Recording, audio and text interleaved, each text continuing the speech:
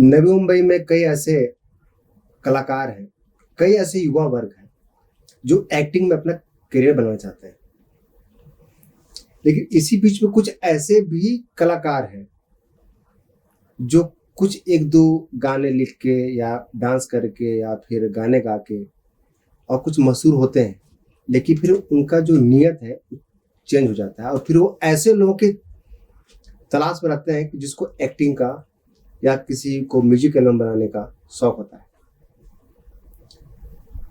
ये भी एक तरह से एक बड़ा रैकेट है, एक धोखाधड़ी का मामला। ऐसा कई मामले आते हैं, खासकर फिल्म इंडस्ट्री में, बॉलीवुड में ऐसा बहुत चलता है कि जहां पर लोग पैसे लेते हैं और उनको बात करें कि आप हमें पैसे दो, हम आपको लॉन्च करेंगे, और जब कोई फिल्म लॉन्च होते नहीं, फिर वो जो पैसे जो इन्वेस्ट किए रहते हैं और फिर उसके पीछे आप भागते रहो और कोई मिलता नहीं। ऐसे ही एक मामला नवी मुंबई रोड पालिका है, गुरु कोली। आप जैसे स्क्रीन पे देख रहे हैं, एक उसका इंस्टा देखिए आप, एक फेक 1 मिलियन इसके फॉलोअर्स।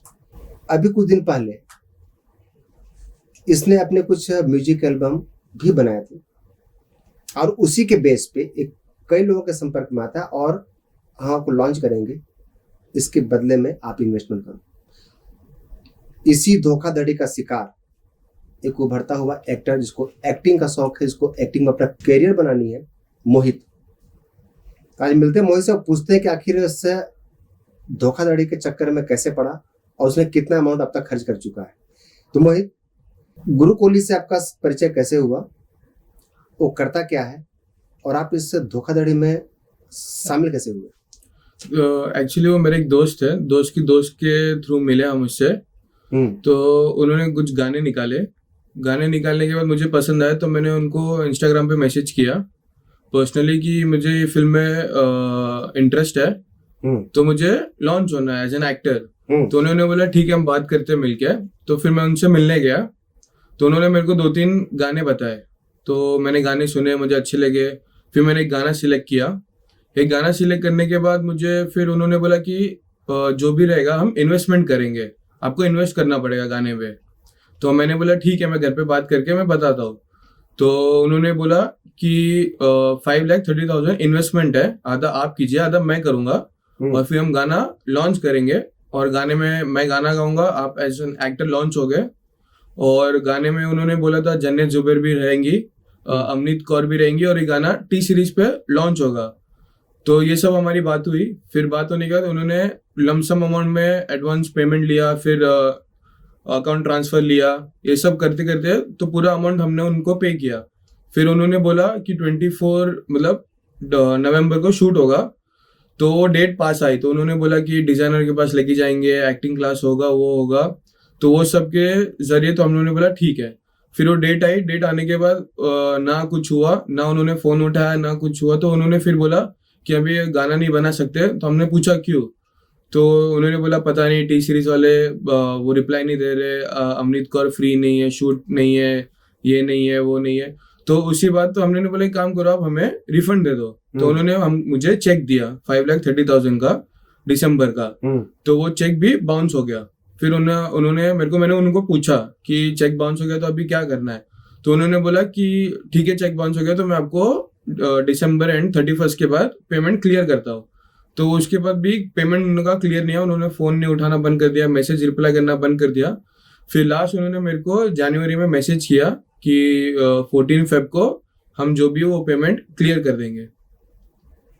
तो इसमें एक बात बताओ, जब तुम्हारा इंस्टा पे बात होने के अलावा जब परिचय हो गया, तो उसका पर्सनल नंबर नहीं है? पर्सनल नंबर पे मैं कांटेक्ट करने की कोशिश कर रहा हूँ, तो वो उन्होंने मुझे हर जगह से ब्लॉक कर दिया। इंस्टाग्राम से भी ब्लॉक कर दिया, व्हाट्सएप पे भी ब्लॉक कर दिया, और उनके सारे जो 2 नंबर थे मेरे पास, वो दोनों नंबर भी बंद है।